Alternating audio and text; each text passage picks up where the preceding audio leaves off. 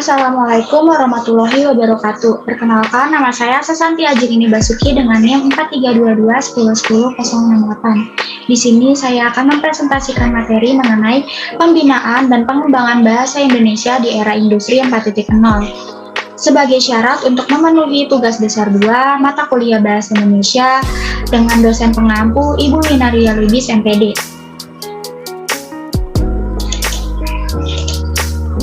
Dalam berkomunikasi sehari-hari, salah satu alat yang paling sering digunakan adalah bahasa, baik bahasa lisan maupun bahasa tulis. Bahasa merupakan alat komunikasi yang dipergunakan manusia untuk saling mengenal satu sama lain. Melalui bahasa, ide pemikiran manusia tentang berbagai hal dapat tersampaikan. Sejak peradaban manusia dimulai, bahasa pun telah melekat mengiringi kehidupan manusia, karena bahasa merupakan kekayaan yang tak ternilai harganya. Bahasa Indonesia mempunyai kedudukan yang sangat penting, seperti yang tercantum pada Ikrar Sumpah Pemuda pada tahun 1928 yang berbunyi, "Kami, Putra dan Putri Indonesia, menjunjung bahasa persatuan, bahasa Indonesia."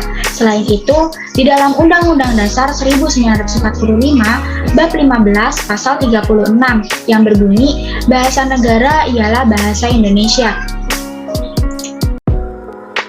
Bahasa Indonesia memiliki dua fungsi utama, yang pertama sebagai bahasa nasional dan yang kedua sebagai bahasa negara.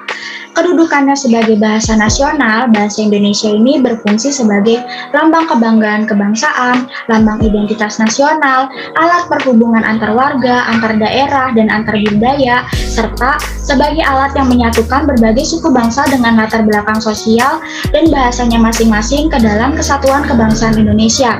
Dan dalam kedudukannya sebagai bahasa negara, bahasa Indonesia ini berfungsi sebagai bahasa resmi kenegaraan, bahasa pengantar dalam dunia pendidikan, sebagai alat perhubungan pada tingkat nasional untuk kepentingan perencanaan dan pelaksanaan pembangunan, serta sebagai alat pengembangan kebudayaan, ilmu pengetahuan, dan teknologi.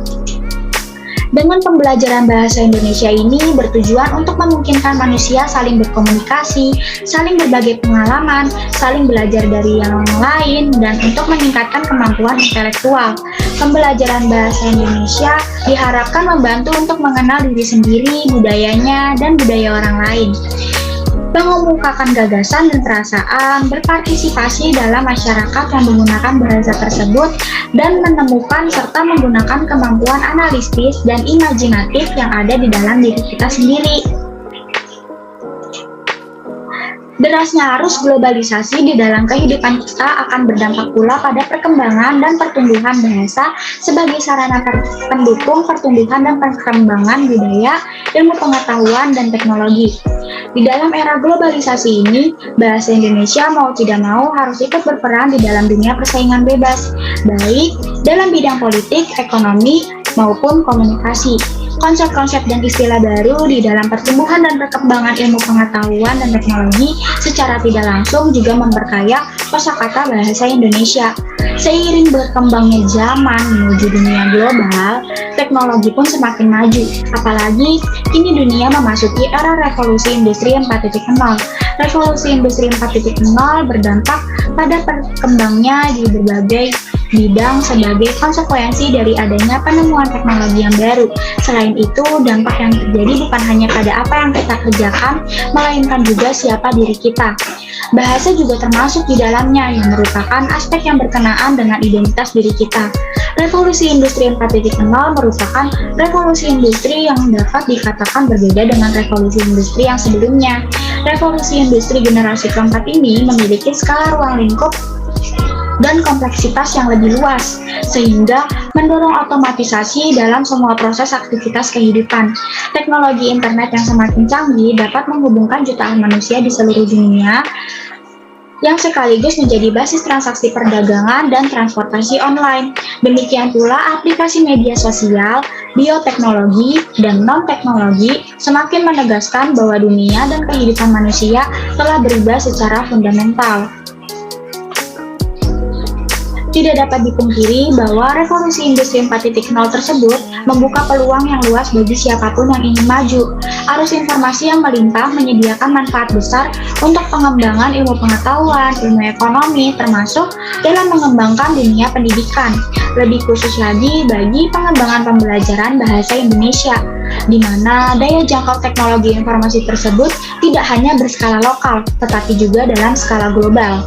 Peluang itu memiliki akses tinggi untuk terlibat aktif, memberikan dan membagikan opini kepada masyarakat melalui media sosial. Namun, perlu disadari bahwa kemajuan teknologi informasi tersebut tidak hanya membawa pengetahuan positif saja, tetapi juga ada yang negatif. Kemampuan seseorang untuk mengelola pengetahuan menjadi suatu kearifan dalam lingkungan sosial akan menentukan tingkat ketahanan di era revolusi itu. Nilai-nilai tidak etis yang dapat menciptakan kegaduhan publik perlu disaring dengan bijak, termasuk dalam menyaring informasi hoaks. Eksistensi bahasa Indonesia pada era globalisasi sekarang ini merupakan jati diri bahasa Indonesia yang perlu dibina dan dimasyarakatkan oleh setiap warga negara Indonesia. Hal ini diperlukan agar bangsa Indonesia tidak terbawa arus oleh pengaruh dan budaya asing yang tidak sesuai dengan bahasa dan budaya bangsa Indonesia. Pengaruh alat komunikasi yang begitu canggih harus dihadapi dengan mempertahankan jati diri bangsa Indonesia, termasuk jati diri bahasa Indonesia.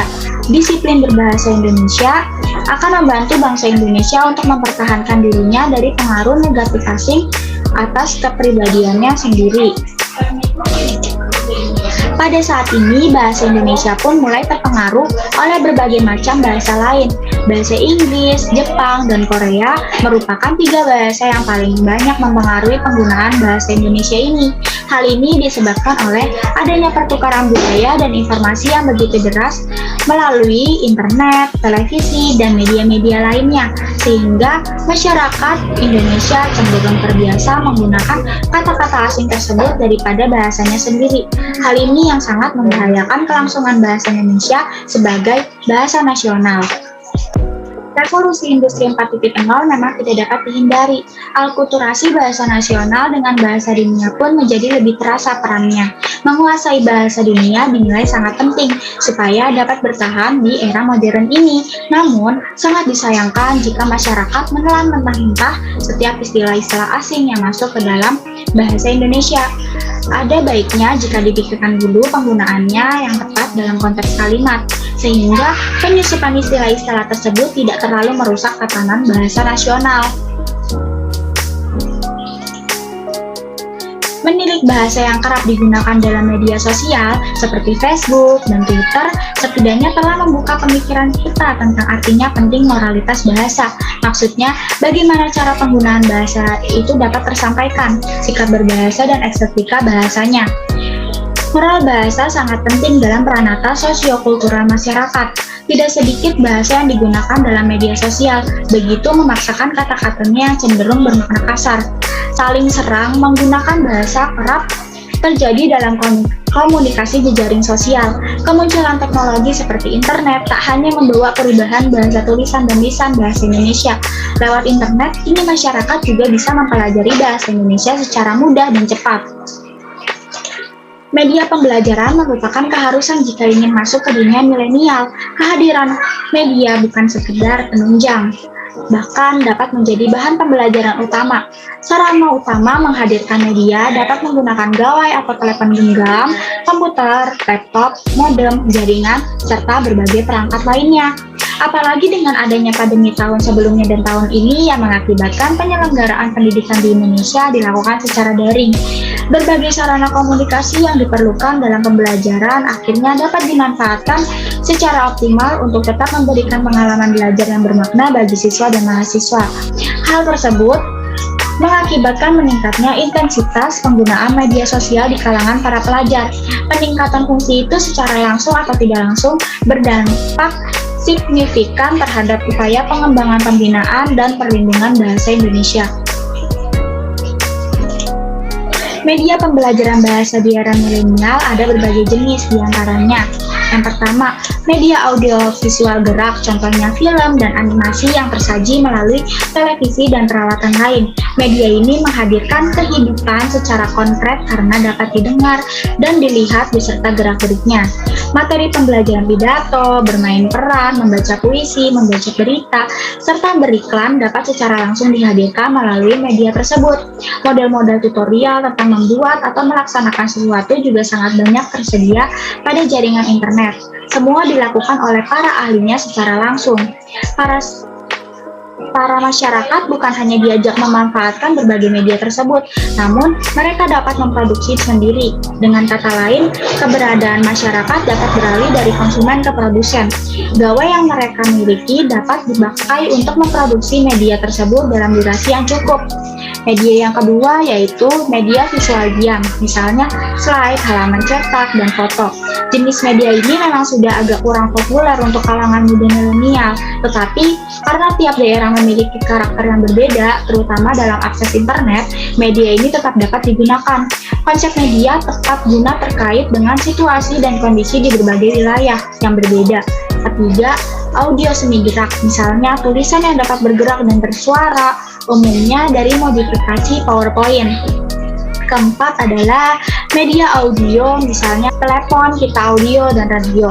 Kelima, media cetak, misalnya modul dan buku. Dan keenam, lingkungan sebagai media pembelajaran. Memasuki era disrupsi ini, pendidikan bahasa dan sastra Indonesia dituntut untuk lebih peka terhadap gejala-gejala perubahan sosial masyarakat. Pendidikan bahasa dan sastra Indonesia harus mau mendisrupsi diri jika ingin memperkuat eksistensinya. Bersikukuh dengan cara dan sistem lama dan menutup diri dari perkembangan dunia akan semakin membuat pendidikan bahasa terkhususnya pada bidang sastra yang terpuruk dan usang. Maka dari itu, terdapat 3 hal yang harus diupayakan oleh pendidikan bahasa dan sastra, yaitu mengubah mindset yang lama, yang terkukung aturan birokratis menjadi mindset disruptif, yang mengedepankan cara-cara yang korporatif. Selain itu, pendidikan bahasa juga harus melakukan riset terkait terhadap segenap aspek di dalamnya agar selalu konseptual terhadap tuntunan dan perubahan. Sekian presentasi dari saya. Terima kasih atas perhatiannya. Wassalamualaikum warahmatullahi wabarakatuh.